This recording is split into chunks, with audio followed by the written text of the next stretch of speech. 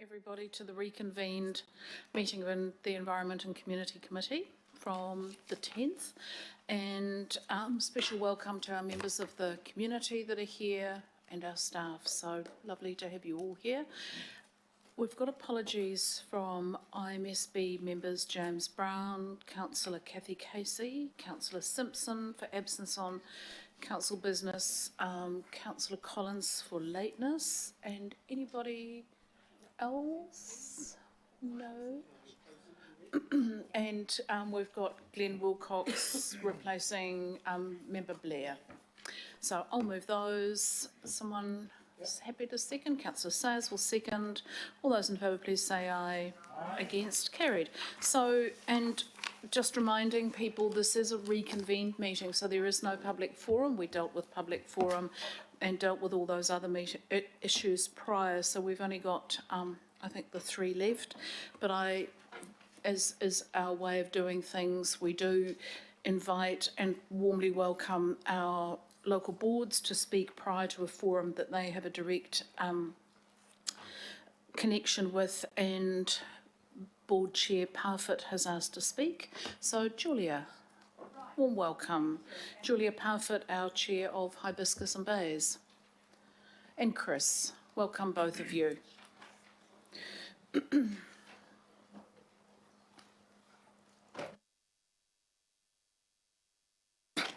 Getting used to the technology here. Well, welcome, councillors. I'd like to thank you for inviting the Hibiscus and Bays Community Board to your meeting today. As you're aware, our board and our community are very concerned about the impacts of sedimentation on our waterways and, of course, the Hauraki Gulf. In our own ward, we have seen the devastating effects of sediment in a number of areas. Our board's highly successful ambassador program, which was set up to not just look at the subdivision stage of development, but the actual housing development phase, has again identified many severe sediment breaches. And I know that your own reports actually talk about that, but of the breaches, or actually of the monitoring, 85% of the sites were shown to be non-compliant. And our local board would like to make a little bit of a plug here that 20,000 to run that program is coming from our very limited local board resources, but because it's such a key issue in our area, we have done so. But we would like to take this opportunity to ask Council to look at perhaps in the future using the separate rate to fund that 20k of work. We welcome Council's commitment to sediment controls through the development of the strategic response to sediment, and commend officers for their really thorough approach. The report takes some really vital steps forward in resolving sediment issues in the Gulf. However, we are aware that it is now a year since we last came to Council, and you've been looking at that process of reviewing the sediment practices, and we're yet to see on-the-ground results. Now, we understand that policy does take a long time to evolve, and so today we're actually coming to you with some recommendations of some interim steps that we would like to see take place to actually address this issue until your final policy work is completed. We must take urgent action to reverse this decline, and under the Coastal Policy Statement, we believe we have an obligation to avoid significant adverse impacts. Our board, alongside our community, has been investigating what could be done in that interim period in a relatively easy way to make a large impact on the health of our waters until that policy can be developed. And in talking to a number of people, we were told that a different guideline had been developed. Because these are guidelines, just like the current rule is a guideline, And there's an example here in the Hobsonville development at 165 Clark Road, Scott Point, which we believe really needs to be looked at. Now, this guideline was developed by Harrison Grierson. You'll see on your desks a copy of that guideline sheet, and with a checklist there of things that need to be looked at. And there you had a developer, there was a special circumstance there, there was a unusual plant that had to be protected, but the checklist looks actually purpose fit for being applied to any development. And we've seen a number of examples in our area where their new rule, the new council's new rule, which is quite new compared to the old TP standards, the GDO5, is simply not working. And we felt that this checklist or guideline might be a good way forward to address the issue. We believe that council needs to take a far more vigorous approach in approaching sediment. And we've actually, as a board, done something rather unusual. We've had a couple of issues where sedimentation has caused widespread community concern. I'll give you one example, which is in the Nukamea stream, which is in the north of Orewa. And the concerns that were expressed to us, and I know our local ward councillors had a number of our local residents contacting them too. And when we looked at it, that overall, in this instance, the developer was complying with the standard. They have actually agreed to do some more works on site when they met with our local board. They were wanting to do the right thing. Here, if we were to use such a guideline as this, or another document that we'd like to refer you to, which is the guidelines that are used by the Waikato Regional Council that appear from the feedback that we've been given by the consultant that was employed by one of our community groups, seem to be getting far better results. And like any council, we can learn better ways of doing things, and we would like you to consider using these two tools to give guidance notes to staff, particularly planning staff, who need to evaluate what's in place, the current processes, and ensure that some of these aspects are covered, or ensure that all of these aspects are covered when they're looking at preparing assessments of any application. So here we have, in this instance, beg your pardon? Don't forget about these things that they would like to, might be.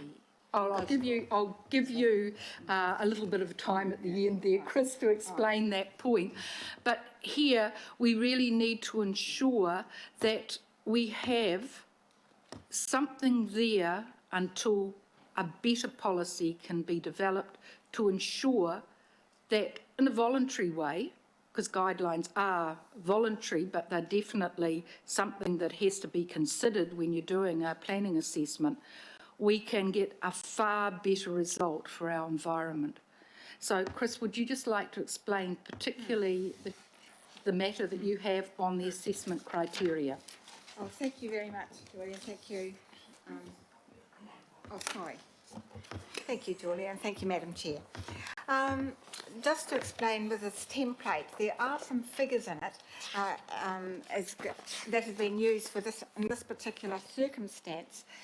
But as an officer would be working with the developer or with the person who these are relevant for, you would negotiate the kind of measures that you would have. But this is just a template that I think is excellent. As many of you will know, I had a very ongoing concern about sedimentation in our estuaries, and I fully support looking at this as a guideline. Thank you. But it is just the template.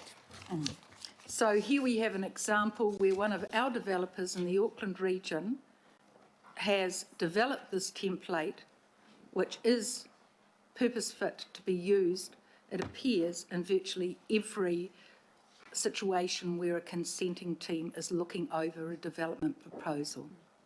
So thank you very much for giving us the opportunity to talk about this today. It's a key issue in our area, but in looking at the report, it's a key issue in so many parts of Auckland.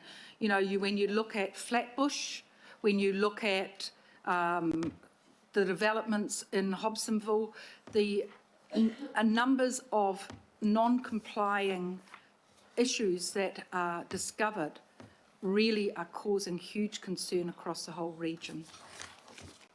Thank you. There'll probably be time for 3 questions. I've got Councillor Watson, Sayers and Darby, and then we'll move on to the presentation. Thank you. Thank you. I just want to pick you up, Chris, on your point there to do with the template nature of what's happening at Scott Point. So, as I understand it, then what you're saying is that the actual threshold or figures are adaptable to the site. So if it's has high ecological value, then obviously the threshold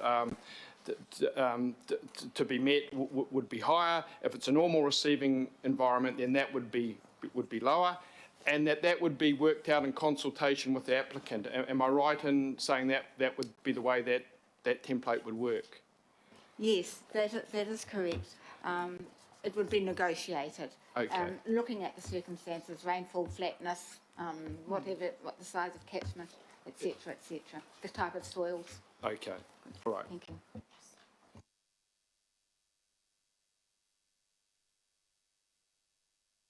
Thank you, Madam Chair. This question might be, Coro, this question might be for you or for Julia. But Julia, just first of all, I got quite a shock when you said 85% weren't complying. That's and also the 20,000 that you've had to spend out for your LDI. I hope that's been heard by the appropriate officers today as well. Situation that's happening also in the Upper Harbour Local Board area and also in Howick, where they've adopted these programs. Thank you. So my question, Madam Chair, has this report been tabled with the appropriate internal officers of Auckland Council to look at? Is it something that we might be evaluating, or have you just presented and tabled it today, Julia? We are hoping that through this process that it can be received as part of the motion that you have, and of course you've had it circulated too. Okay. And I believe that officers are aware of what is happening in Scott Point, and they are aware of what is happening with the Waikato Regional Council. I think they're looking at a direction from Council that there needs to be an interim approach until Council's own policy has developed. Yeah, thank you. And thank you for the presentation. Oh, thanks, Julia, and thanks, Chris. So you're recommending that we get the staff to develop a guidance note. Now, sometimes we don't quite put all the pieces together, and that's understandable. So I've just checked with staff before the meeting, following discussion with you, and they have identified that guidance note, that sort of proactive response to developing that, is what they term their highest priority. So that is underway. And I think, Chair, did you have a motion just to reiterate that? I did. What we just got a little bit ahead of ourselves, so I'm going to suggest that we first of all do as we always do, thank the local board for the presentation, then we'll move into the, and then I'm happy to move that. That's quite okay. It has already been a very long day. This is meeting number 5. So I am happy to move that we thank our 2 members. Is there a seconder for that? Councillor Walker. I'll put that. All those in favour, please say aye. Against? Carried. Thank you. Thank you very much. And then we'll move to the item proper, and we'll invite our team to come forward, our large team. And just while the team make their way forward, some of us have been lucky enough to have kept a very close eye and close involvement with this work, and I acknowledge Member Parfitt's point that, this has been going on for a while.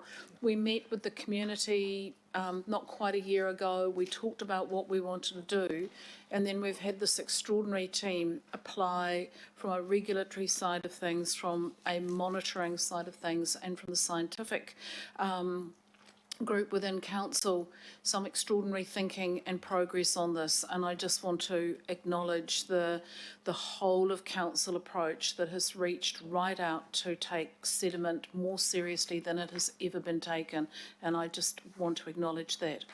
So I'm happy to move the report, and I'll second it, Councillor Filipaina, and then we'll go into the presentation. Thank you. Shall I press the right button? Good afternoon, councillors, Chair, Deputy Chair and members of the public. I wonder if we should introduce ourselves first. So my name is Sarah Leclerc. I'm a Principal Analyst within the Natural Environment Strategy Unit. A little bit closer, Sarah. These microphones are pretty directional. Thank you. There we go.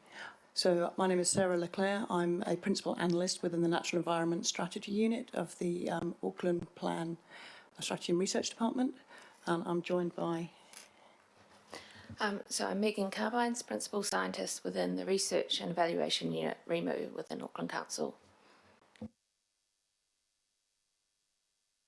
I'm Eilish Robinson, also from an analyst in the Natural Environment Strategy Unit. And Adrian Wilson, Team Leader with Targeted Initiatives within Regulatory Compliance.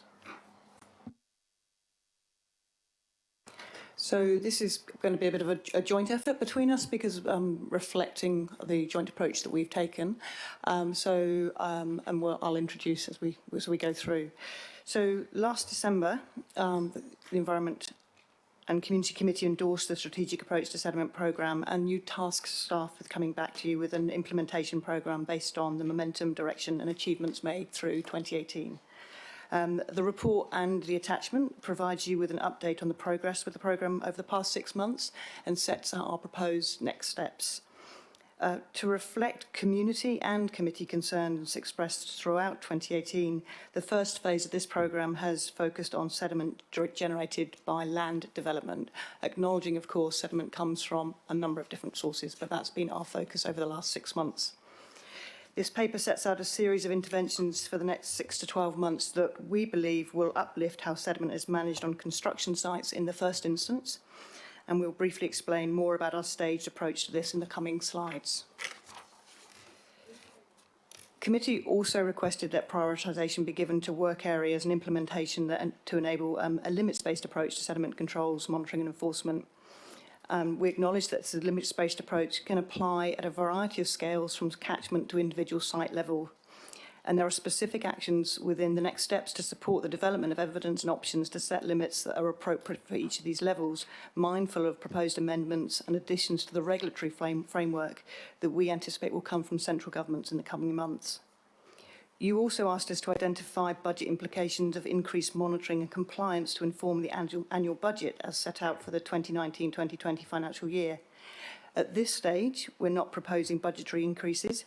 Rather, we have dug deep into our operational, regulatory and planning process to establish key leverage points where interventions can be introduced within existing budgets. However, you'll see that we have identified specific work stream under Work Area 1 to establish priorities and costs for further research recommendations for the long-term Plan 2021 processes. So we are mindful of identifying those where required. Where do I point this? There we are. So just thought it'd be worthwhile briefly recapping the 6 work areas. These work areas are distinct but connected, and actions against each of these are set out in the attached report. In outline, as a result of progress over the past 6 months, we now have a better understanding and characterisation of sediment sources and sedimentation, an integrated monitoring framework that sets in context what we monitor and identifies where further work is needed, and Megan Carbines will provide some detail on this. We have a review of options to improve sediment and broader environmental outcomes in our strategic land development processes. We have an in-depth analysis of the land disturbance chapters of the Unitary Plan and recommendations from this will feed into the evidence base for any future changes as part of the implementation of the National Policy Statement on Freshwater Management. This work also identified key leverage points for compliance improvement, and Eilish Robinson will tell you a bit more about this. We also have undertaken a stock take of all our internally and externally available training and guidance material to establish gaps and opportunities for improvement. And we have plans in place to establish end-to-end monitoring of small sites. And Adrian and I will tell you more about this. And so I'll pass over to Megan now, who will provide you with a brief overview of the integrated sediment monitoring framework. Oops, gone the wrong way. There we go. Right, thank you. So, as we've outlined before, sediment's quite a complex contaminant to work with in terms of the multiple sources of it and also the legacy of it as well. So it doesn't move around once it's in the environment. You get a build-up. So we're needing to deal with both legacy and new inputs. As part of last year, we said that we would come back with a clearer narrative around sediment, and part of that narrative is putting into context each of the sources of sediment and how we monitor those. So what I've put out up here is a conceptual diagram of sediment from mountains to sea, looking at the source from our land use and where our statutory obligations sit, through to the receiving environments, the ultimate receiving environment at the marine end. And what we set out in here is what we currently monitor, as well as areas for improvement and development, reflecting technology developments as well, around developing fine scale and finer temporal scale monitoring of land use change, right through to acknowledging the need to integrate those marine and freshwater monitoring, particularly in our growth areas. Also acknowledging at that end of the receiving environment the new directives that we expect to come from the MPSFM in August, which will require us to monitor additional variables as well. What I wanted to point out in the middle was the importance of that monitoring that regulatory and compliance data, and that informs that linkage between the land use change and the receiving environments. And so the work that Sarah and others will set out shows the improvements that we're making in that area, and that data will feed, that improved data will feed into that understanding and inform our actions.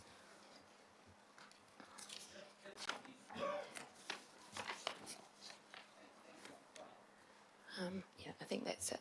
Enough for there. I can answer questions on it further, but also I guess just pointing out the freshwater management tool at the other end, which is another major development that helps us understand the outcomes of what we choose to do through management action, so we can look at some different scenarios. So that's been developed as part of our MPSFM response as well. So linking from the land end down to the marine end, there's pieces of a jigsaw puzzle all the way down that we need to be covering. Megan, I think we might go all the way through and then maybe come back to this, because I think for people to hold the jigsaw puzzle in their heads when we come to question time would be really, really useful. So the program has identified intervention points at multiple levels, which will improve and enhance our existing practices and processes. To help us target interventions appropriately, we categorise sites as small, medium and large as per the diagram. This reflects the size and scale of the development and the associated earthworks. These thresholds trigger different regulatory processes which require different interventions. In broad terms, small sites, which typically include a single dwelling development where the proposed earthworks are often a permitted activity, and Sarah will tell you more about our specific approach to these sites over the past 6 months shortly. Medium sites can be broken down further into our small to medium sites, which can include the construction of multiple dwellings to a small subdivision of up to 10,000 metres squared, which is about the size of a rugby pitch, and the proposed earthworks at this scale are subject to district consents. Medium to large sites are typically a larger subdivision where over 10,000 metres squares of earthworks is proposed, and these are subject to regional consents. So the proposed interventions that will benefit these medium sites include enhanced training for council planners and others involved in the consent assessment process, improved guidance documents on the interpretation of the unitary plan and its application, and enhanced training and guidance for external planners via the New Zealand Planning Institute. Our large sites are typically projects which are considered nationally significant, such as state highway construction or upgrades, and consents for these earthworks proposed with these projects are usually assessed by the Environmental Protection Agency. So a key point to note from the slide is that cumulatively the area of land subject to earthworks in 2018 on on small sites was approximately 600 hectares, which is about 3 times what was consented at district or regional level. Therefore, at a regional scale, these sites pose a great risk to water quality.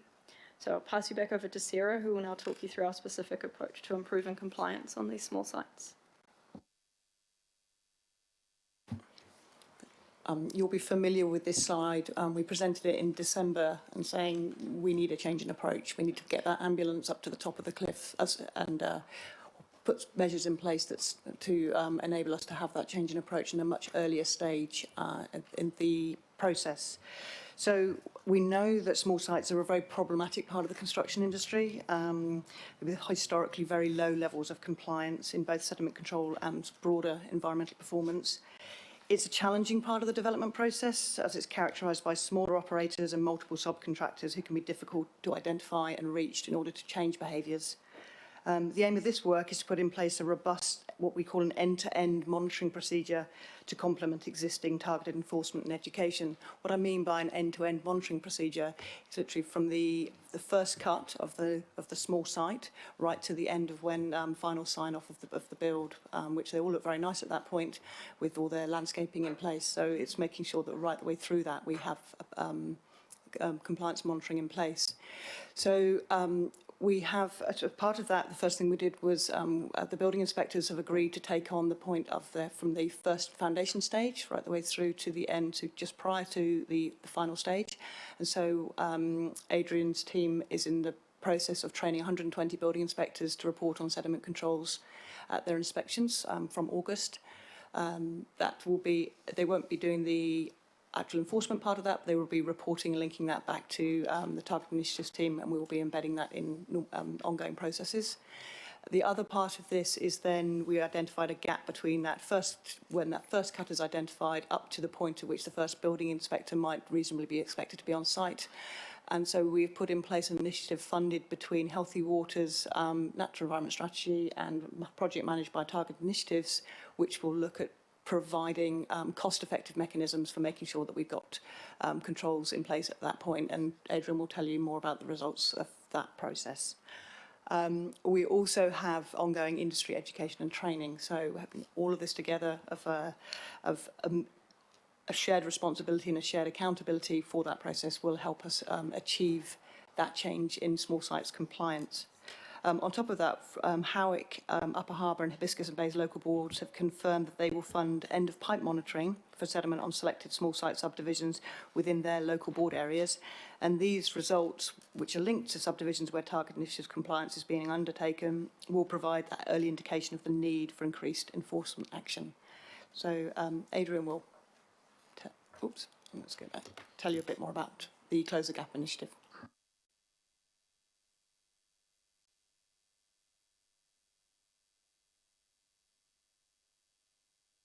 Or do you want to just pop your microphone on? It's just a combination of all the visits that we've done so far and all the inspections. They're not necessarily first inspections. These will be subsequent inspections where we find that we've issued an abatement. We have to go and check on the premises. Overall, in terms of our first findings that we find at the premises, at the sites themselves, is quite a low compliance rate. It's around that 13–15% that put appropriate controls in place. And then you'll see in there we've got congratulations letters. That's where we find sites initially that are good and they've got appropriate controls in place, but also where we've issued abatement notices, we return and they've actually got their sites pretty good. And again, we send them a congratulatory letter just to encourage them to continue compliance. Some we find that are so significant when we get there that we give them an instant fine. So it's so much discharge coming off the site that we feel we have to take action immediately. We've even taken action where we've requested they bring out sucker trucks and suck out the drains and stop all the sediment that's coming off the site. And then we've got ones where we issue infringements and abatements as well. The next slide. We started to look at areas of concern for us. We mainly got our data from building consents, so consents that have been issued recently. So when we first started, we looked at the data from the 1st to the 28th of February. And as you can see with the heat map on the left-hand side, It shows the area of construction, and most people will be familiar with those areas, that it's spread right the way across to Auckland, and with significant subdivisions being created or in the process of getting bigger as we go along. We've then, those first inspections have concentrated on those building consent areas, so the map on the right shows those particular areas. The next shows the first inspections where we found compliant sites. This is pretty low. Those are clusters, so it's not just the individual green dots that you're seeing there, they are clusters. And then you'll see the map on the right is the clusters of enforcement action required. And again, if you see that, we tried to see if there was any particular area that's any worse than any other. There's some that probably, because of the sheer volume of development in that area, show up. But statistically, they're all pretty much across the board, there's issues. So our teams are, there's only 2 of them, and they've been going up and down the region, concentrating on clusters, as you can see from there. I'll now hand back to Sarah for the next steps. The proposed next steps are set out both within the paper, the last section of the paper, and also in a bit more detail in the attachment.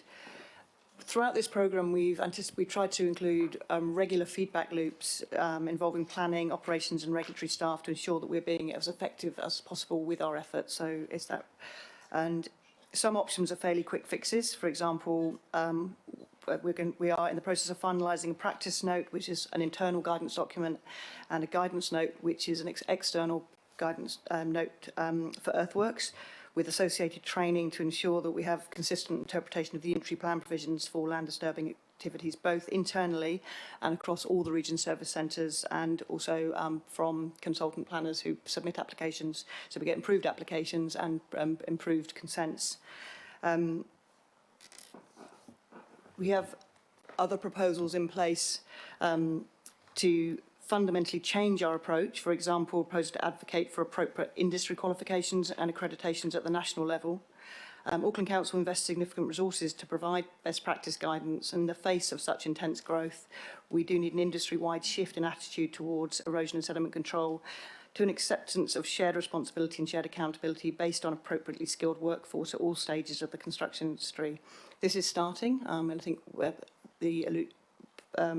the Councillor Parfitt mentioned earlier about developers coming forward and wanting to go beyond minimum standards, but we need to pick this up, both the scale and the pace of that, have that industry working with us to make sure that we have better controls in place and as a result have better environmental outcomes.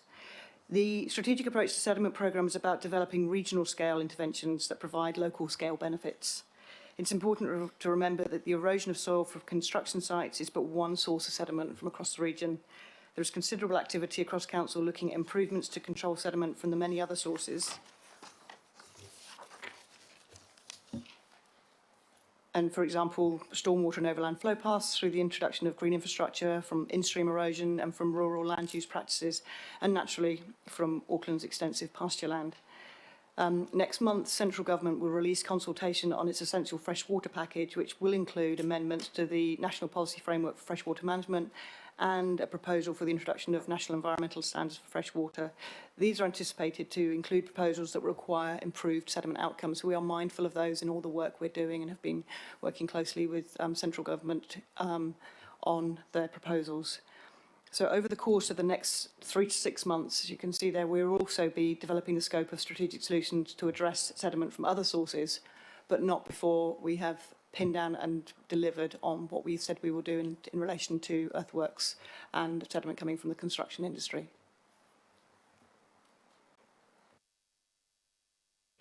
Okay, now I'm sure there will be questions. Can I just kick off? So the practice note and guidance note, one internal, one external. Can you just expand a little bit on that for us? Yes, so councillors may be aware that to assist planners, consenting planners to interpret the provisions of the unitary plan, there are the process of developing a guidance note or practice notes so there's consistency in interpretation across the board, across all service centres.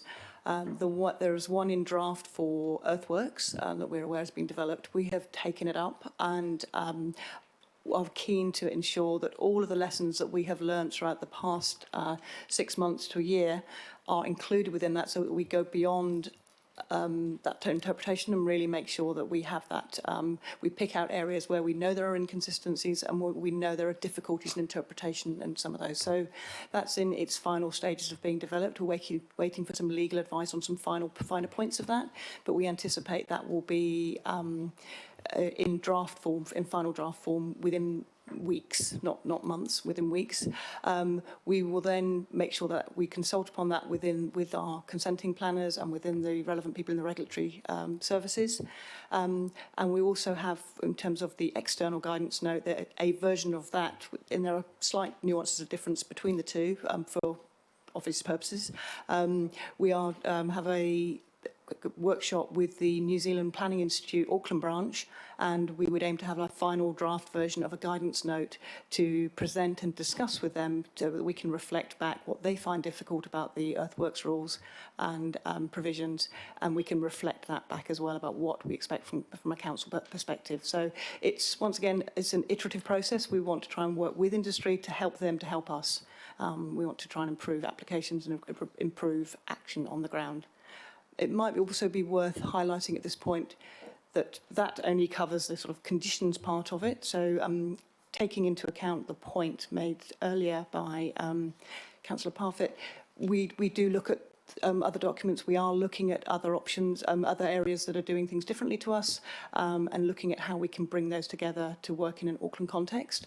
But we are also working with industry for the translation of those conditions to on-site good practice. And I think we're hoping for that for early September to have an industry workshop. Once again, to get to that point of voluntarily going over and above what's best good practice, especially in sensitive areas. Fantastic, thank you. And the reason why I just wanted to kind of expand that out is it does, I've added a recommendation to the recommendations that we've got there. Perhaps we could just have those up, because I do think the use of the practice notes and guidance notes, it almost goes one step further than some of the work that's looked at here in ensuring that we kind of keep up and keep getting better, rather than, stay within a certain series of guidelines. And I think that's what I'm hearing very clearly from the presentation, is every new thing we learn can strengthen the guidelines and the practice notes accordingly. So let's have some questions, and I'm sure there will be some. I'll go to Councillor Sayers and then Councillor Walker. Thank you, Madam Chair. I had a couple, and thank you for the update presentation. Is there any linkage because obviously there's sediment in our waterways and some of them may be choked? Is there any linkage or planned linkages between the work that we're doing, this work, and removing that sediment, to restore back to the original conditions? Is there any linkage there, or is that in scope?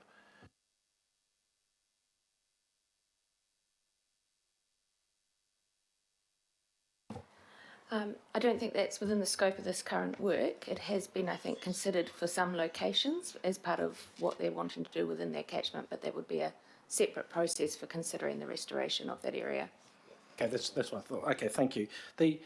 Just the different sources of sediment. Just speaking from my ward up in Rodney, we have a lot of unsealed roads, and the metals, metal and contaminants can run off those into the waterways, and I'm particularly thinking about the Kaipara Harbour, ending up down there.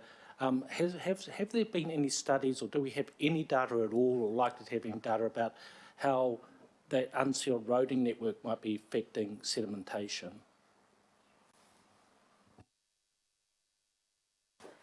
I don't have it to hand, but that has been looked at in a little bit of detail, not a lot, and it does vary on the location, but I think from memory it's quite small in context of what's coming off the rest of the land. So it is a source, but probably not the major source. Thank you for that. And final question is just about those instant fines. When we've had to go out and and issue those, what type of, I was just interested in the range of, dollar amounts that people have had to pay. Have you got a feel for what that is, please? We tend to, on our first visit, if we've got signed that there's discharge, then they're given an abatement to stop that discharge. They also get given an abatement to put in appropriate controls to prevent the discharge from the site.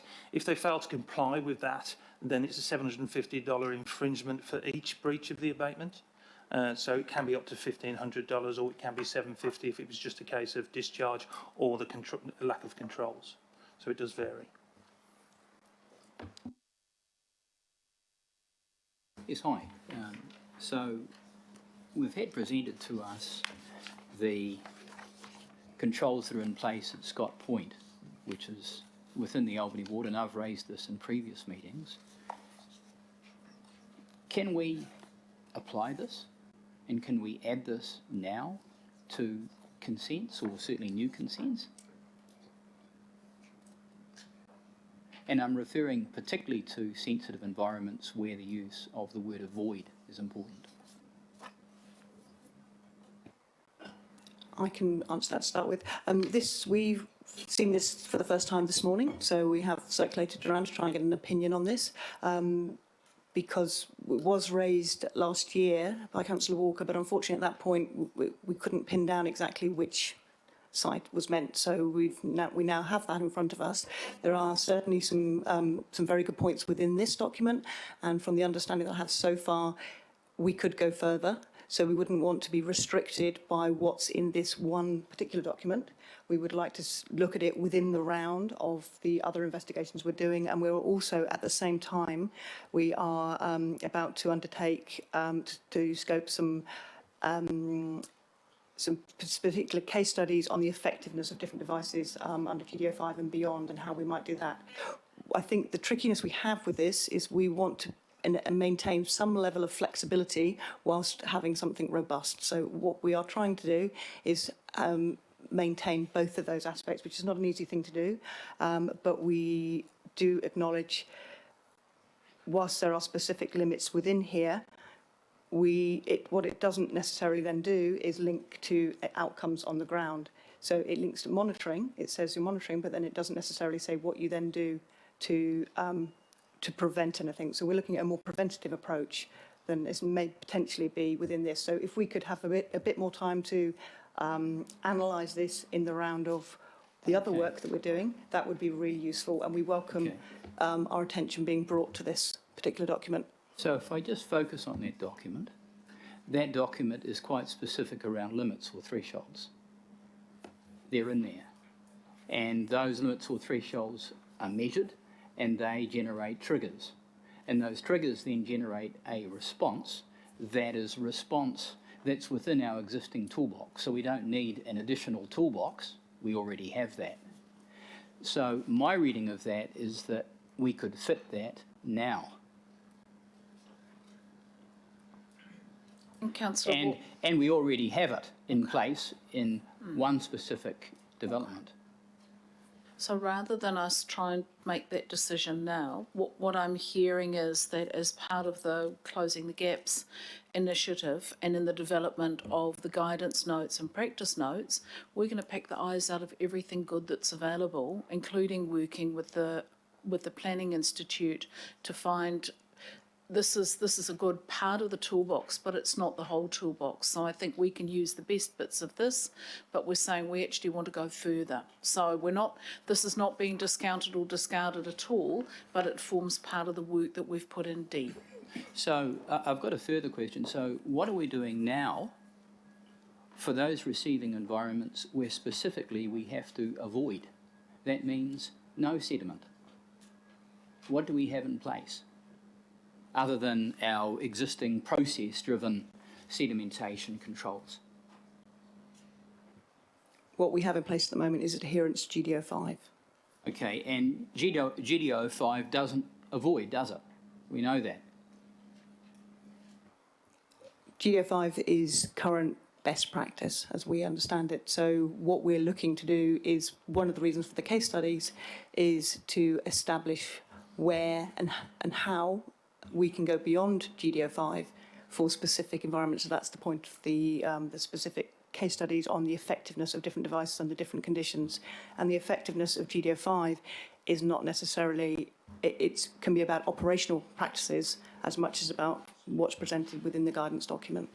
So the concern that I'm raising through you is we're going to be continuing to look at stuff, guidance notes and the like, which we've been doing for some years now anyway.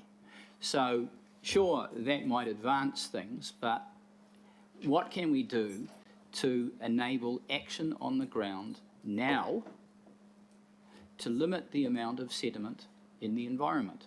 And my reading of this is that this adaptive response imposes triggers or thresholds around measurables. So there are specific measurables in this around 100 grams and so on. And then the development has to change accordingly, and that might be exposing less area, might be enlarging ponds, might be having more sediment fencing, might be grassing, might be a whole range of things. Those things happen. Can we not do that now?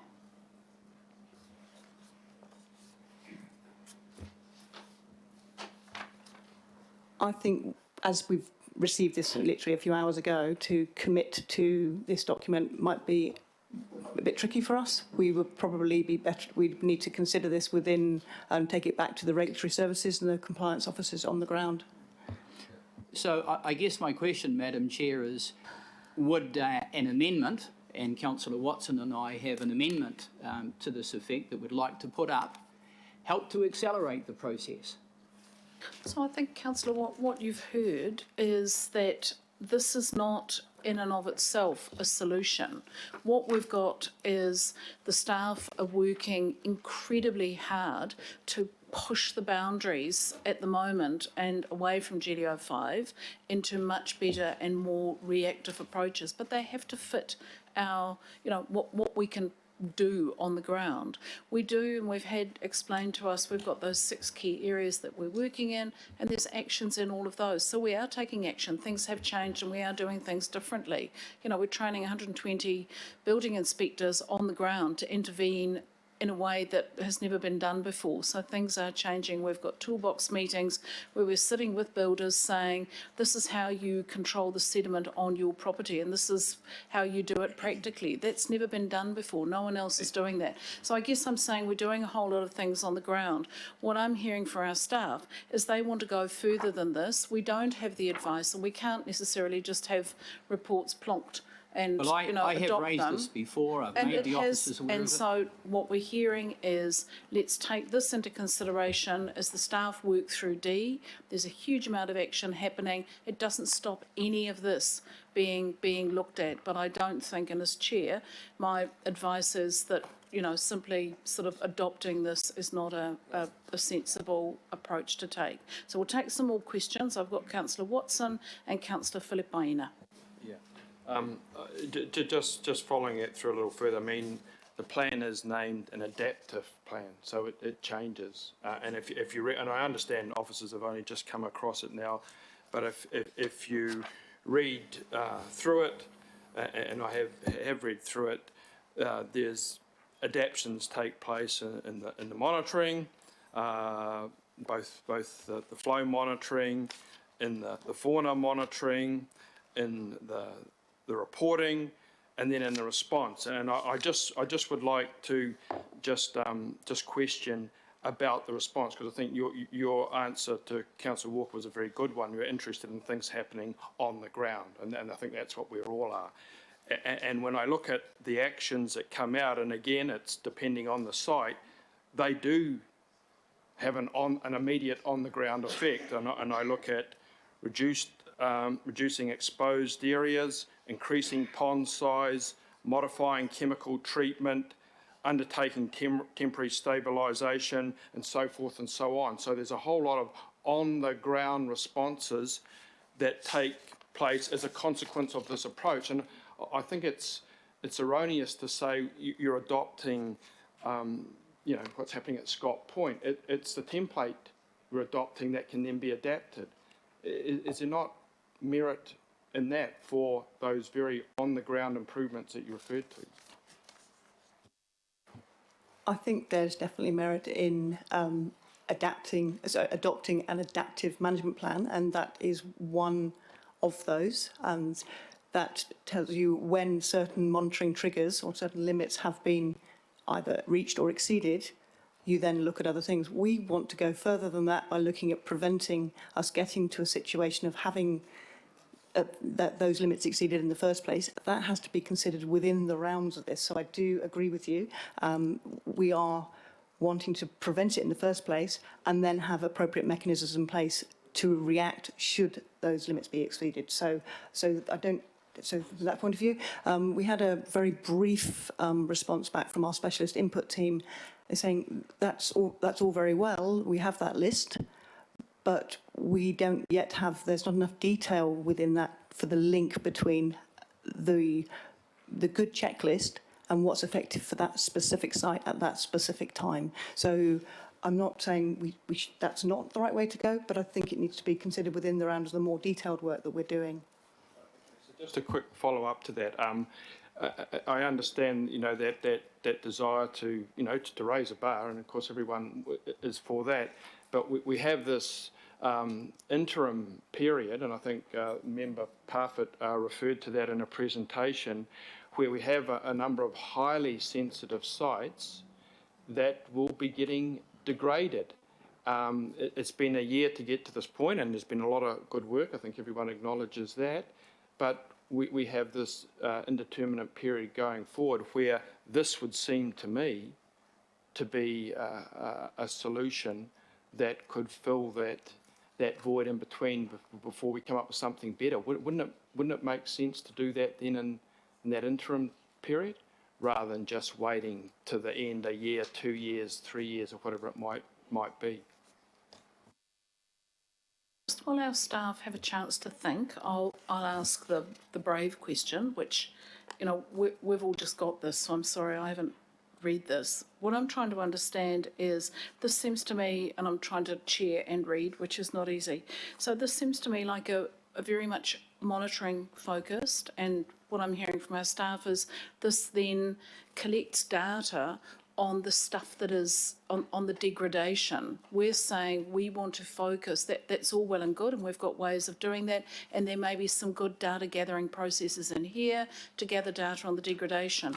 Our focus, however, is going back to that little presentation, is the ambulance at the top of the cliff. That's what this is about. What is it that we do on the land to stop that even happening? Of course we're going to be doing monitoring as well, but let's not make that the focus of what we're doing. Have I kind of got that sort of the right way round? And the reason where I think we can, and to give Councillor Walker and Watson and Member Parfitt some relief in this, is to say this is a useful document and will form part of the work that we're doing. But what I'm hearing is it wouldn't change anything on the ground right now because the focus is at the top of the cliff. I think, yes, that is the case, but it also is the fact that we have an urgency on the guidance note we're developing and the practice note. We're talking within weeks rather than months that we are developing that. So in terms of consenting process timings anyway, that would be that we also need to get advice from our specialist input team and our planning teams around this as to what's possible. I can't answer that at this stage, but we can undertake to go back and make sure that we question that. We're also we're aiming for the beginning of September, so we're talking less than between 6 weeks away for our work with industry. When industry have already indicated through the chair of the erosion sediment control sort of professional body that they're very, very interested in improving standards. So we're working very closely with them. And so where we can, we will be looking to try and improve those standards, and which will be reflected on the ground. But we do need some time. We can't commit to, I would say potentially would be, we'd like to go away and have a look at this to be able to commit to whether or not that is this specific document that we'd want to adopt. That's really fair. Councillor Watson? So if that was the case, then what's what's the timeline or the process for looking at, and I imagine officers, once you've had a chance to drill down on some of the detail and perhaps talk to people involved, you could make a call on that pretty quickly, couldn't you? It's not an exhaustive process. That's something we need to go to get advice from the officers who actually implement those conditions. So, but we are on now an implementation timeline. So it's not like we know where we need to go. This is a really useful part of that process, and we are aiming to do that as quickly as we can. Okay, so I'll talk to some of these things in the debate then, Madam Chair. Philippina and Mayor Goff still on questions, and then we'll flick through to the debate. Thank you, Chair. Look, can I confirm that this particular agenda item is a regional approach, isn't it? It's not specific, but it's a regional approach. Can I confirm that? Yes, it's a regional approach. Okay, and can I also confirm that GDO5, and people have mentioned it, was updated in 2018 and also incorporated by reference into the Unitary Plan 2019? Yes, that's correct. And just one last question, supplementary, Chair. So can I also confirm that GDO5, the updated version, also embodies current best practice and knowledge on erosion and sediment control measures and forms the basis of compliance? Yes, that's also correct. Okay, and Chair, I think you covered it, but I'm getting a wee bit confused around some of the comments or questions, but the documents that have been tabled, they are going to end up being looked at by the team anyway, and to see how, I think it was mentioned earlier, that some of what is in there can be adapted to what we want to achieve from a regional basis. That's also correct. Okay, thank you. Thank you, Chair. And Mayor Goff. Thank you, Madam Chair, and can I just thank the team, Adrian, for giving me the opportunity to go out and look at what the compliance team was doing earlier this year in Flatbush. And I was just amazed at the very low level of compliance and the problems that were emerging from that. I've just got three questions. I mean, the first was, I agree with the fence at the top of the cliff. Prevention's better than cure, better than monitoring. You know where it's happening, and you're doing, you're prioritising it there. Are small sites actually the biggest source of our problem of sedimentation arising out of development? Is my first question. The second one, I look at the chart in here on the 8-month period to May of this year, and you issued something over 1,600 compliance abatement orders and over 700 infringement fines. Can you set that in context as to what that might have looked like a year, 2 years ago?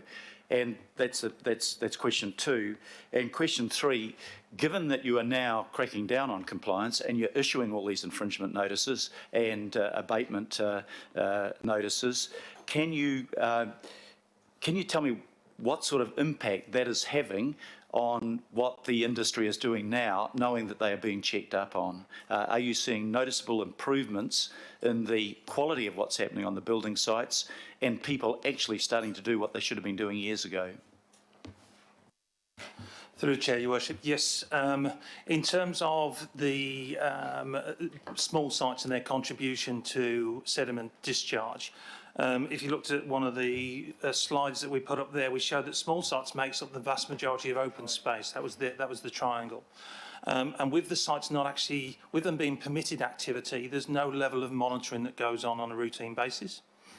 So therefore, when you look at some of the roading that's going on in Auckland, in the Puhoi area, right the way through to Warkworth, that area is a fraction of what's open at any one time from small sites, and yet that goes through a strict monitoring regime. So that's where the risk is, and that's where sediment comes from. To attribute all of that sediment on any one particular location, one catchment, is difficult. Some of the work that we're looking to do with local boards is have some sort of early warning system there, some monitoring that'll tell us when a particular catchment is having issues, and then we can look at what enforcement programs we can put in place. So yes, I do see that as the risk. Your second point in relation to the volume of infringements and how that sort of compares to what we did a couple of years ago, we were probably 2 years ago we would have been issuing around 600 abatements and probably 150, 200 infringements in any one calendar year. Recent figures that I only heard yesterday was that in the last 12 months we've issued 3,000 abatements. The vast majority in relation to erosion and sediment control, and I think we're around the 1,300 infringements in that 12-month period. So we've accelerated that significantly. The knock-on effect of that now, anecdotally, we are seeing improvement. A lot of the issues that we're seeing now is not as serious as what we would have seen, especially when you came out with us, Your Worship, over in Flatbush. But we are seeing that standards slip over time, so that builders, yes, they might be good when we first visit, but a few months down the line when somebody's put a skip bin on their sediment control and somebody's moved their silt fences, it does slip. And that's where the programme, I think, that's going to be a game changer with this is the building inspectors. They've been very receptive to the training that we've given them recently. As of August, when they actually inspect on every single occasion, they have a tablet like I've got in front of me, they tick a box, erosion and sediment control in place, yes or no, pass or fail. And they press fail, it automatically sends an email through to my team and to compliance, and we follow up with any necessary action to combat that. So that's been well received by our building inspectors. They're very busy, as you're probably aware, with all the development that's going on. But that early warning to us that when a site is starting to fail means that we can get them back up to speed very, very quickly, and that's what we're looking to address over the coming months. Thank you, Madam Chair, and I'd just like to acknowledge the work that was being done. I was really, really impressed. But, you know, a five-fold increase in abatement notices, a five-fold increase in infringement fines. It shows that you guys are now doing what probably should have been done years ago, but you're onto it, so well done. Thank you, Mr Mayor. And I think before we go on to the debate, I do want to acknowledge the community's role in this. Having gone out and visited with Pete, Fiona and the community up in the Okura Long Bay area, that's where it really becomes very real. And then linking through to the work that Dave and the team are doing with Sea Change, where we've made sediment issues our number one priority for the Sea Change program. We've suddenly got the entire council family now with the full glare and passion focusing on sediment. And, you know, so for anyone who thinks not a lot has happened in the last year, it's probably the most that has happened for decades. So I would like to acknowledge that. So speaking to the recommendation, I've got Councillor Cashmore and Councillor Darby. Oh, sorry, we'll just take a question from Councillor Darby and then go to... We have questions, so we'll just go Darby, Cashmore, Cooper. So, Andrew, thank you. The 120 building inspectors, they're going to be trained up double quick time and they're going to be out in the field with different eyes. So what have been the problems in the past? Is it just the pressure on that resource, that human resource, that they are not spotting stuff? I would have assumed that they would have had an eye for full compliance on a site, including sediment control mechanisms, etc. Can you just give us a taste of that? Through the chair, building inspectors are there with a checklist to check off on the sites, whether it be pre-lining, post-lining, foundations, etc. It's only ever really been part of their initial inspection when they're looking at foundations that they look at erosion and sediment control. Their primary training is around the building aspect of it. The sheer volumes that they have to do each day is significant. And they're always playing catch-up. So therefore, to go around and inspect a sediment fence or look at socks or protecting the drainage is an extra task that takes time and therefore is an issue for them. And they're actually not warranted under the Resource Management Act to take any action on that, and their training is limited, and that's what we recognised as an issue. They've upgraded their technology so that they go through an inspection checklist now and they can tick it off. It's done live. It goes through to our admin teams that can send off the reports to the various builders and developers. So we saw the opportunity there to actually train them up and improve what they were doing. We gave them very simple training, just what to look for and the basics to look for, and to give us that early warning. And it is literally the press of a button, pass or fail. The builder or developer immediately gets told that they've failed that inspection, so that they're given the opportunity to address it. The email that goes to them tells them where to look on the site to improve it. And that enables us to, at an early stage, to get heads up and actually get a compliance officer to go and have a thorough check of the site to see what the problem is, which may be more than just that quick 2 minutes check that the building inspector does. So they're very keen to get involved in this, and over the last few weeks we've been getting reports, not because it's not on the checklist as yet for every inspection, it's just the initial inspection, but they've been sending us emails with photographs. We've had 40 in the last week that's come through from them, so it is working, and I think these will be the guys that will turn it around for us, because the builders will then realise they're being watched every single time they have an inspection. And they're further supported by the new technology rollout that we had reported to the Appointments Committee, I think. That's the technology that makes it instant, so the back office records it immediately. There's no delay, and 2 days later they write their report or anything like that. It's quick fire, and everybody knows about it. Through Jay, definitely, and that was the key to it. Previously, they would have had to come back and submit a report and log a job for it, for a resource management qualified officer to go and look at it.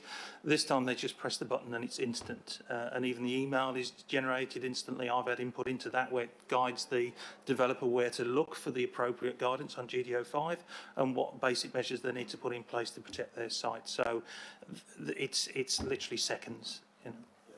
And just, Eilish, I think it was, in your presentation you had that graphic of where the greatest risks are, and it's mainly small site activity. We get a little bit preoccupied, and I think Councillor Alf Filipina brought us to focus here on a regional basis rather than being sort of looking at the localised and topical examples. But your evidence suggests that if the greatest impact would be on monitoring literally the thousands of sites that are in that, 200 hectares plus another 200 hectares, and I forget the qualifications. So those particular areas, those small sites, would they be impacted by this sort of plan, or is this a plan that actually applies to the lower category? They're big, and from my reading, this has got a lot of value, but we could possibly, from what Sarah's saying, we could actually go further than this. So they're big, but the small ones, this wouldn't apply. Through the chair, yes, you're correct. So the small sites are permitted under the unitary plan, so they don't require resource consent. The document that you have there is a consent document, so it's been submitted with an application, or it's as a result of a resource consent condition.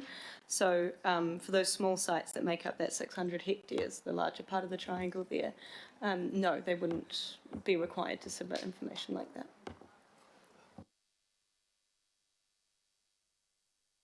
Thanks, Madam Chair, and congratulations to the work that you're doing. Obviously seeing a far greater focus on those small sites, because obviously there is a resource consent for the development per se, and then when it gets broken down to individual builders' sites, you've got small companies on individual house sites, and that's where the potential most damage has been done. When you're looking forward and you're looking at those single sites, the small companies, might just be a couple of builders, a couple of vans and a dog,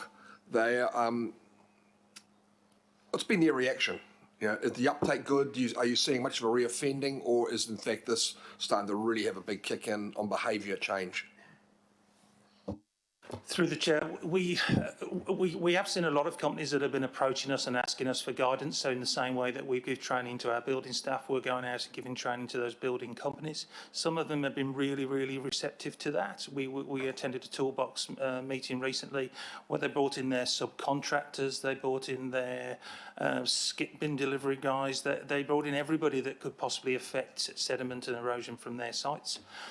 So we are seeing a good uptake of that. Those that we find that are repeatedly causing problems, we have a direct intervention with the main companies and main developers, and again we offer that training. And we're also now looking at targeting particular companies that repeatedly come to our notice and what we can do to actually address their failings.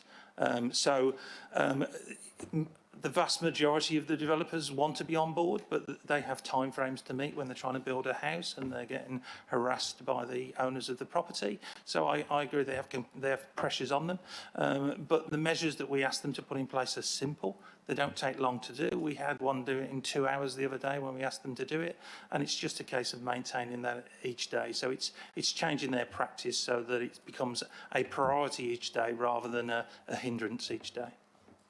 Follow on, Madam Chair, if I may, is putting that control of sediment on their site front of mind, whereas before it was probably the nail gun and the arrival of the materials that was front of mind, which I think we've all sort of witnessed in the past. With the apprentice training scheme, has there done any work with the Unitex and the like to actually accept that up as part of their training program? We approached BCITO about how they deliver training on this, and they inform us and send us some information on what the training they give to their apprentices. So it is part of that.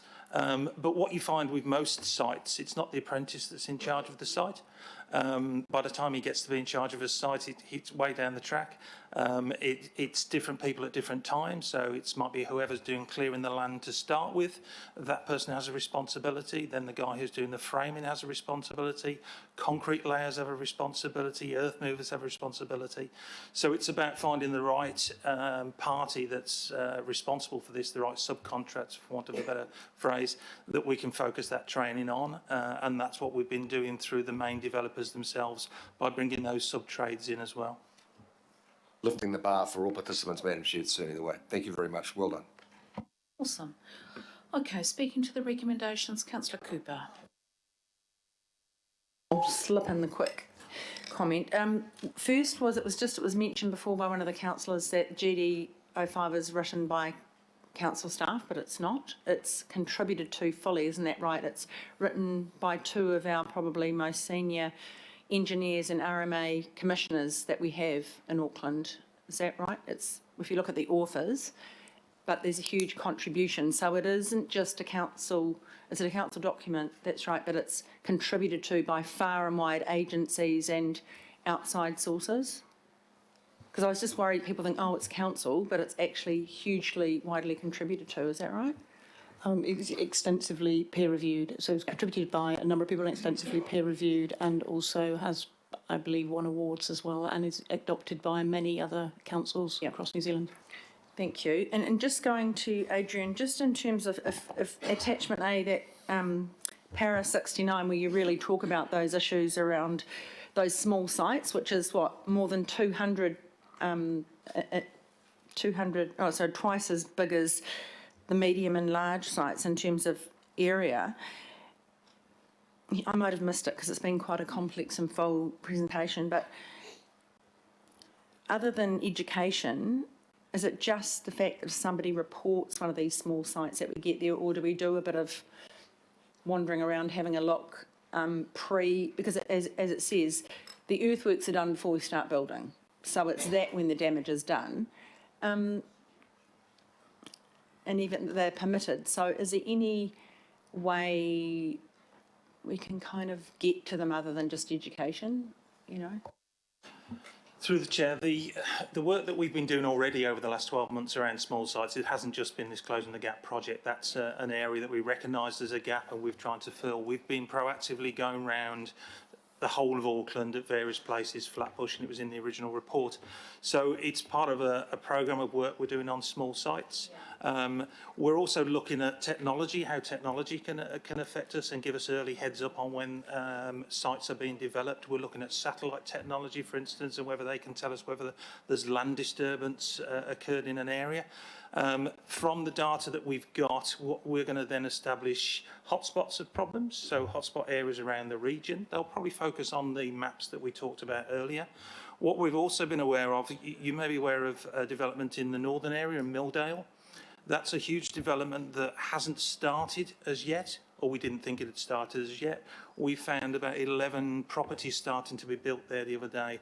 So one of our priorities for our team is to get in there from the very start, from day one. So when you walk down a street in Milldale, you'll see sediment control and the best sediment control. And then it'll be the norm rather than, the consequences that we're seeing at the moment of a lack of control, therefore the next one doesn't do it and the next one doesn't. So we're going to get on top of that for the new developments moving forward. And I just want to say, I mean, because I can see when I drive down Luckens Road, I can see sediment coming off Scott Point sometimes. But I know that I've reported it and you've got onto it quickly. I just wanted to say, Madam Chair, I think often our enforcement team cop it and we're told, oh, you're never doing anything, etc., etc.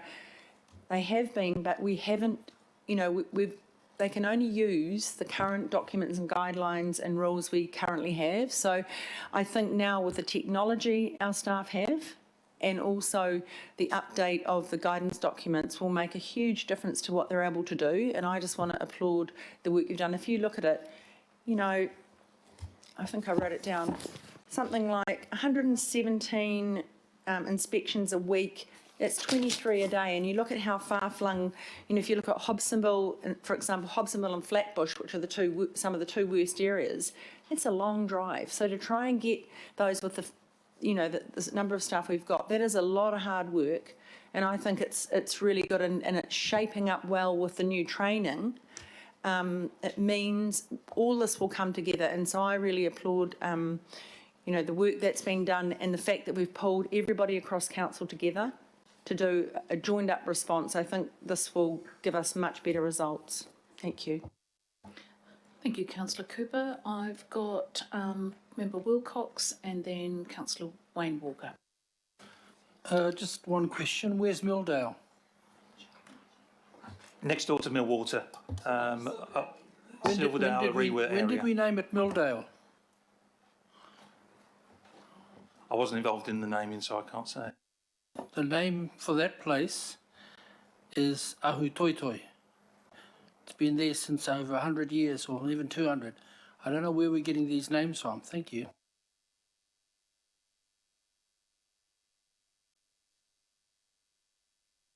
Myself and Councillor Watson have only asked questions, so it's appropriate for us to move an amendment or an addition, whichever you like. So I'll so move, and Councillor Watson will second, and Suad has that.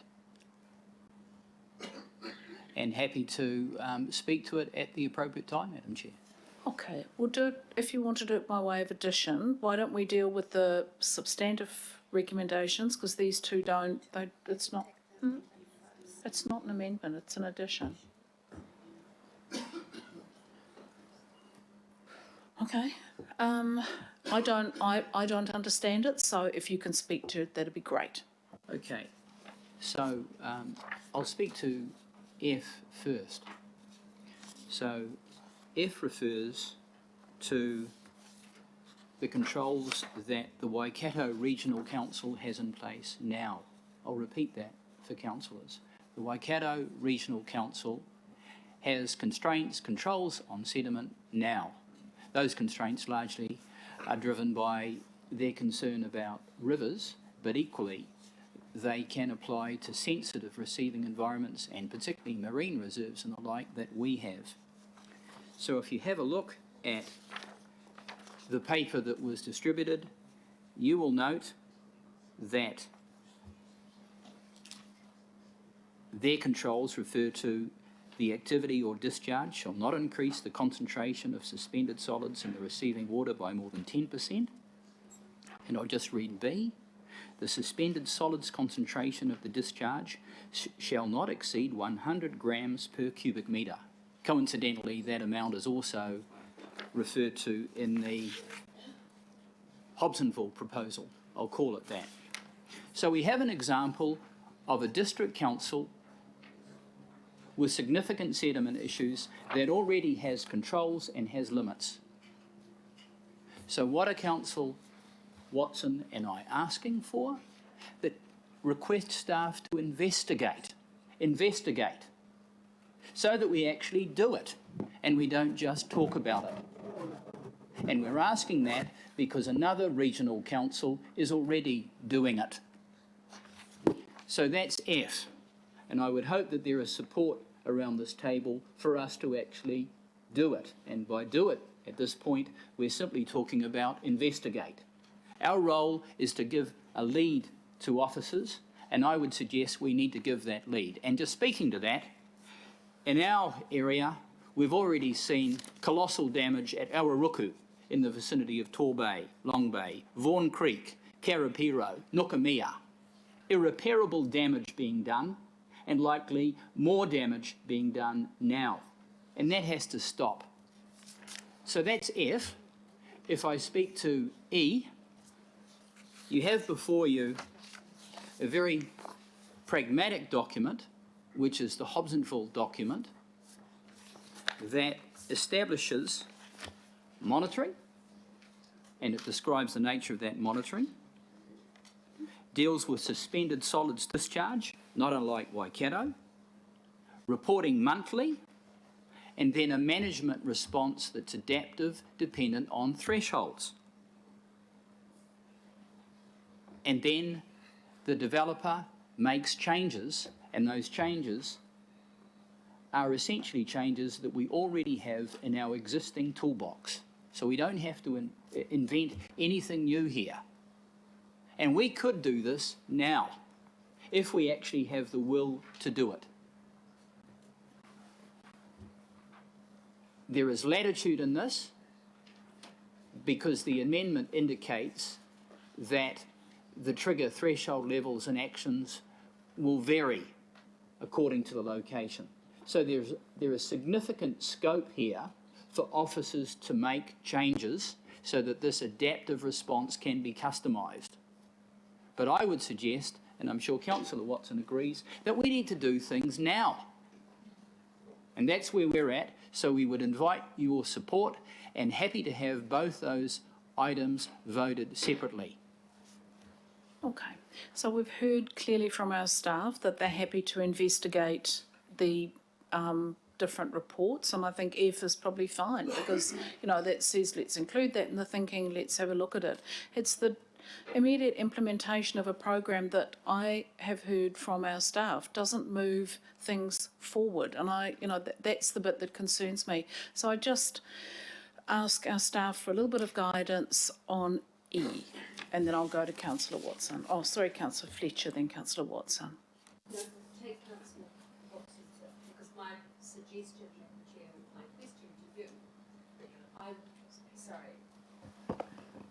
Madam Chair, before I had seen this amendment, and recognising the progress that is being made, the regionality issues and so forth, I'm very aware of the specifics of the advocacy that has been brought for some time by these two councillors, whether or not you would be willing to entertain them actually working with officers to try and see some of this work being advanced. So I'm not sure whether it would be a working party or whether just delegating responsibility to them to work closely with officers. But now my suggestion has been superseded by the amendment that is being put. So that's why I thought perhaps Councillor Watson should speak first. Okay, so I'll give the staff a chance to think of E. Councillor, we've had a working party, we've had meetings that these two councillors have been involved in, we've met with the community, and this has actually been progressed in partnership to a large degree with these two councillors. So what I'm trying to do is to find a way forward that picks up their concerns, their advocacy and their issues, but that doesn't actually move the dial backwards from where we are. So I'm just trying to understand E. So perhaps I'll just ask our staff to clarify E. Through the chair, my nervousness in saying yes immediately we could go forward and do this straight away is we haven't had the opportunity to adequately reflect upon this document. I think it does contain a lot of very, very good information, but I would want to have the opportunity as part of this programme to investigate the threshold level and what that might mean, and get some data as to whether that would be effective, and also whether that is the most up-to-date way in which. So I do see there's a lot of very, very useful and good information within, and certainly in line with our thinking. But I think if we had the ability to investigate whether it's appropriate first before committing to implementing a document which we've only just seen. So, councillor, can I recommend that we move it to investigate? The staff have already undertaken that in the work that's being done with urgency, that they will investigate both of the reports that you've put on the table. I think that's absolutely fine. Why don't we do that? Which is, yeah, and that way then that appeases the issues that you're raising, but it doesn't mean that this will simply be voted down and forgotten. So if you're happy to change that to investigate, then that's fine. Okay, well, why don't we do that then? Okay, I think that's probably reasonably clear. I think we can just put that, and that way it just says, oh. Sorry, can I just? Hang on. I think it's really simple. I have a question too. That's why I think to investigate is probably as close as we'll get. Hang on a minute. That the staff investigate, councillor Darby has simplified it to that the staff investigate the the Scott Point, Harrison Grierson response plan and the Waikato Regional Plan. Actually, that might be clearer. Okay. Right. And it's your amendment, so you're allowed to be happy with whatever you've wanted, with whatever you put forward. So we've now got lots of hands. I am just checking. Remember, this was meant to be a quick reconvened meeting. We've still got 2 items to do, and then we have another workshop. So I am going to, let's just try and find a way forward on this without getting too tied up in knots. I've got Councillor Watson, Clow, Darby and Filipaina. So I'll do Councillor Watson and Clow, and then Councillor Darby, I'll get you to speak to your amendment of the amendment. Yeah, and I think that's a good suggestion, Madam Chair, not to overcomplicate this. So we have investigate up there, and we have the term modelled on. So there's no absolute commitment to following the specifics of the Scott Point one. So let's get that out there at the start. And this is something that has come through Auckland Council. So this is a document that's come as a consequence of our own processes, our own involvement. Let's not forget that. It's not from some foreign body that's living in circumstances different from those that we deal with. And I just a couple of points at the outset that I think to put this in context. I mean, the Mayor raised a very good questions about, what's happening in terms of compliance and the suggestion that's up, and certainly Steve Pearce has been doing some great work there. But if we take an example of what this amendment's referring to, and that's the Nukumea stream, which is a very high valued stream. Up in Orewa has native fish. There's a $420 million building project, 570 houses just up the valley from it. Every time it rains, the stream just gets awash with sediment. It's appalling. Yes, the people got caught out, not following due process. In some cases they were compliant, in other cases they weren't. Do you know what their fine was? I mean, and this is at the worst end of sedimentation. It was $300 fine for a $470 million project. The chippy could have paid that out of his beer money. So that's what's happening now on the ground. Hence, a little bit of sense of urgency towards something we are doing that works really well. And I understand people haven't read it, which I guess is a little surprising, but if you do read it through, what immediately strikes is applicability to these kind of large sites that have a big catchment that is getting really degraded. And as much as you have the little sites cumulatively make up a bigger area, the real harm is done in the sensitive sites where we have big developments all feeding into the one catchment, and that's what we're talking about here. If you look at the language that's used in this adaptive plan that we would look to model to take the good things out of it, it's very emphatic. It's impressive. This will be to satisfy and alleviate council concerns over cumulative and adverse effects. If it is determined that discharges of sediment from the site are having an adverse environmental effect, the management response portion of the plan will be implemented. And when you go to that plan, there are actions on the ground, and that's the other appealing fact. They will do stuff. They won't just leave it. They will respond, reducing exposed site, increasing pond size, modifying chemicals. So they respond as a consequence of this monitoring and this reporting regime that is very specific, the 14th of the month. So if ever you are looking for an exemplar, a model that is doing good stuff, it is this one that's occurring out at Scott Point. And in our documentation, we refer to risks. You know, risks to council, reputational, not following through on the Auckland plan, environmental, community. So there's a whole lot of risk. There is also another risk you could go in there, is our risk to the development community, because the developers that come to me, that I talk to, that are doing the right thing, they are appalled at these bad examples that give them a bad name and that they get away with a lesser level of compliance. So there's a risk to the very community that we should be working with to up the game here. And this is what this does, what it has been doing and what it's been succeeding at doing. So why on earth you wouldn't consider using that as a model to take the best things out? I don't know. I just don't get it, as I'm sure the people sitting in here are the same as well.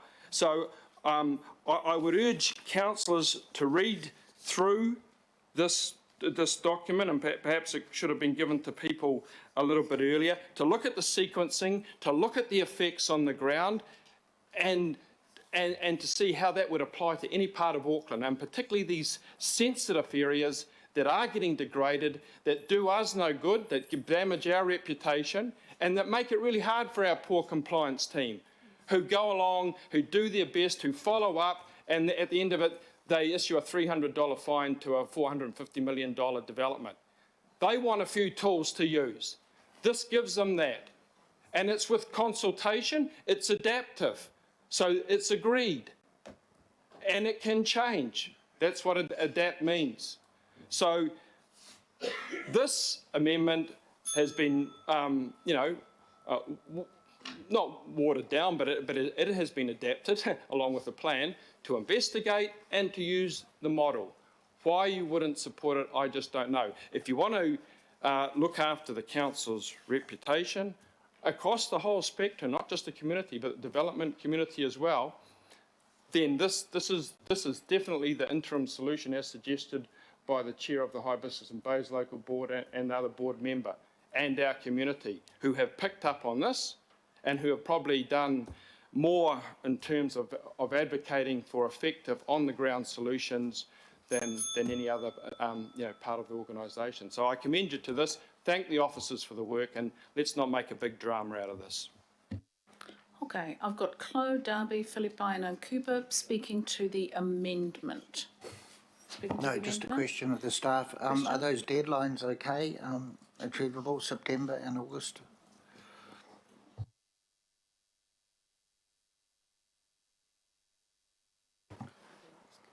Through the chair, I would suggest that E is completely achievable and, to be honest, fits with the targets that we were doing anyway. And working with the industry, we will use this opportunity to consult. In terms of the second amendment, we would need to talk to our planning staff as it involves the entry plan around that. There's no date. Is therefore September better? Yeah. Instead of August. So, and why don't we just have and report back to the committee if August is not achievable, and I do acknowledge, is that and report back to the August Environment Committee? I think we just report back. Oh.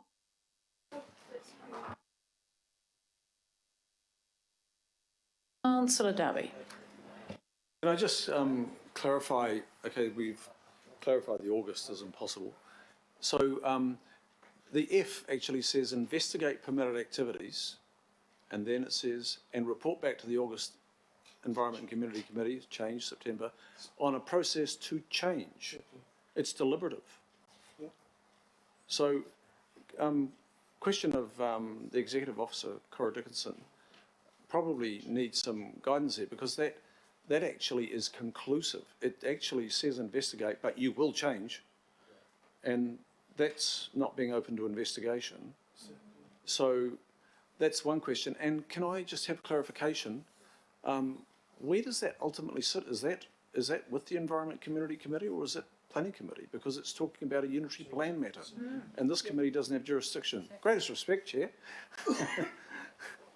You're probably happy not to have that jurisdiction. So just maybe officer feedback on that. Jurisdiction is one, and also the directive in those words. Yeah, we'll need to follow up with our planning staff around this in terms of the language that is up there, because it could be too permissive. So we need to follow up and have those conversations with Meaga, Tyler's and her planners. In terms of jurisdiction, again, we would need to talk to our colleagues in CPO to get clarity around, one, where the jurisdiction is and what that language might mean in terms of obligations. So we've actually got, following up on my question, Chair, we've actually got a motion that's moved, it's seconded, and it's live now. So I'm hearing that the staff need to consider this more, because if that's passed, it is setting a course, and there's no clarity on the jurisdiction at the moment. So this motion, the F particularly as it's written, that's why I was suggesting a more simplified motion. So we've got a couple of things happening. I'll just see if I can find our way through this. So we've got a reasonable amount of agreement that the work, as we, this is, sorry, to loop back to about an hour ago, everyone's saying the work in these two reports is useful. No one's arguing with that. Tick. The work that our staff have currently got underway with urgency to prepare those two kinds of planning notes will be guided by some of the work in these two reports. Tick. We're moving apace to raise the bar and to make sure that we're doing everything we can to stop the production of sediment, and it's not just about monitoring it once it is in the receiving environment. Tick. The agreement has been made to work through these two. Where we've become a bit snailed up, and I think we're in danger now of having another whole hour of our lives that we will never get back, is where this reports to and what the time frame is. And I think, with the greatest of respect, councillors, we don't need to waste our time on that. Why? And I am asking for a little bit of trust here. If Councillor Darby wants to add, and I'm really happy that we added to the recommendations that are already on the table, that staff investigate the Scott Point Harrison Grierson response and the Waikato Regional Plan, and we could strengthen it a bit, for inclusion in the process yet to be determined. But I think if this is going to fall over just because we can't define the time frame and we can't define the right committee to send it to, that's a shame, because it leaves everyone feeling grumpy and it feels like we've lost a good opportunity to do this work. So I'm going to ask the two councillors, and feel free, you can, move the other you can take charge of the initial recommendations if you want, but if we undertake that this work will be done because it is useful and will be reported back as soon as possible. We're in agreement about E anyway, so there's no need to change E. So the E's fine, so we can leave E up. If we want to make a suitable qualifier for F, then I'm happy with that. And that might go to satisfying the concerns of Councillor Darby in terms of the language that's used. That's fine. But E we've agreed upon. So we can simply say request staff investigate permitted activities. Well, why don't we just take out a whole lot of words and simplify F to become, hang on, what was the, yeah, and that way we know what we're doing, but we're not preempting possible changes to the unitary plan. You cool with that? Why don't we do that? Oh my God, we may be reaching a consensus. Sarah. Just through the chair, the second sentence of E is along that same vein. So So it's, if we're changing the investigator programme, perhaps it's worthwhile saying that the Scott Point Adaptive Environment Monitoring and Management Response Plan addresses or recommends specific threshold levels, blah, blah, blah. So it's saying what that plan does. So if we're investigating the applicability of that plan, perhaps we need to just check that well, in our investigations, how we can do that, because that predetermines. Make the change. Or we can just take that sentence out, because that's what that does. Sorry, that's... What's the recommendation? What makes it workable and still holds the intent of the recommendation by councillors Walker and Watson? So we're taking out... Through the chair, I would, personally, if we took out the second sentence, because the first sentence already refers to trigger threshold levels and actions, and the actual document itself states that those are determined through consultation between the consent applicant and council specialists. Okay. All right, I think that's good. Can we do that so we can see? Take out that last sentence? No, it's E. Yep. Yeah. Can we just, Coral, can we just make that happen so that people can, I'm always visual. I have to be able to read something on the screen so I can be really clear that we've got it right. Let's just take a moment to deal with that. We're going to take Councillor Philippina and Councillor Cooper, and I'm hoping that we may then be able to deal with the recommendations. Chair, I just got questions because E, for me, I wasn't going to vote for it. I'd rather vote for Councillor Darby's shortened version, but now that we're debating this particular amendment, and I've got a question of clarification. I know it was asked, but I was still unsure around the question that was posed and the answer. Does anything in E that we have up there currently, would that have any effect on any other developments because it's specific to Clark Road, specific to anything else in E? I would rather just simplify it because Councillor Watson explained exactly what Scott Point and the document was there, which I support. But does anything in E make it specific to Scott Point, and should we, I'm asking, so that's why I wanted to ask. Is there anything in there? Because, I mean, having it just simplistic is so much better, but obviously both Councillor Walker and Watson want to end up being specific, so is there anything in there? My interpretation of E is that we would look at the report from Scott Point and take the generic points of that to apply more widely, and we would look at the applicability of that and what that then would mean for sites of 1 hectare or greater. One consideration would be whether it would apply to existing resource consents or only future resource consents. That would need to take advice from our regulatory and planning staff on that. And I think that has to be inherent in the investigate. Yeah, that's why Okay.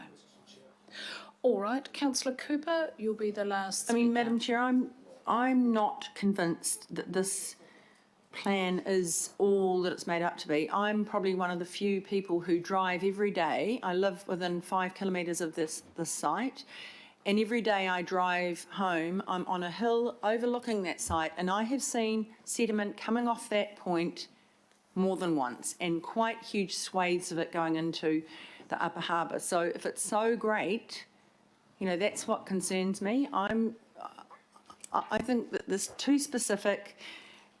I'm much more comfortable with trusting our staff when they say they're going to have a look at it, because this is, yeah.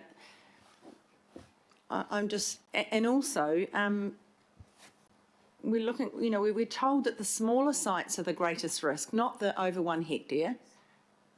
That's where the biggest amount of sedimentation goes. I'd rather we concentrated on the small sites, but yeah, I can't support this, Madam Chair. I don't even understand where it's coming from, given that we've been given a huge amount of reassurance with that actually when a huge piece of work's done like this, we've made a huge amount of process in a relatively short time. Okay, I've just checked with Koro, and we're also remotely receiving feedback from our ELT member, Megan Tyler, who says we can live with this and are, in support. All of us want to support this amazing team who are doing everything they can to move this along as fast as they can. And I personally don't want to recommend anything that is going to slow things down or get in the way. We think we're okay with this, so we'll put this by division.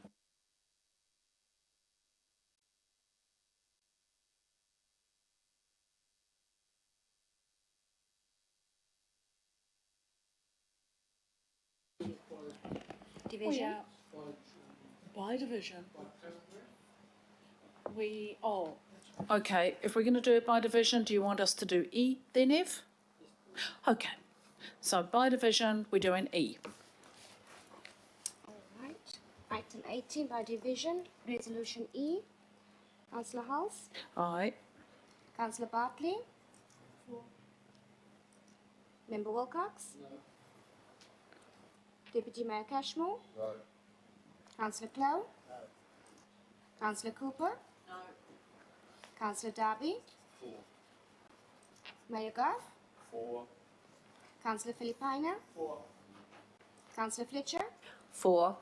Councillor Hills. Yes, thank you. Councillor Sayers. 4. Councillor Stewart. 4. Sir John Walker. 4. Councillor Wayne Walker. Yes. Councillor Watson. Yes. Councillor Young. Aye. Okay, so that's E, and now we'll do you want to do F by division? Yes, please. Okay. Be on the safe side. Right, F by division.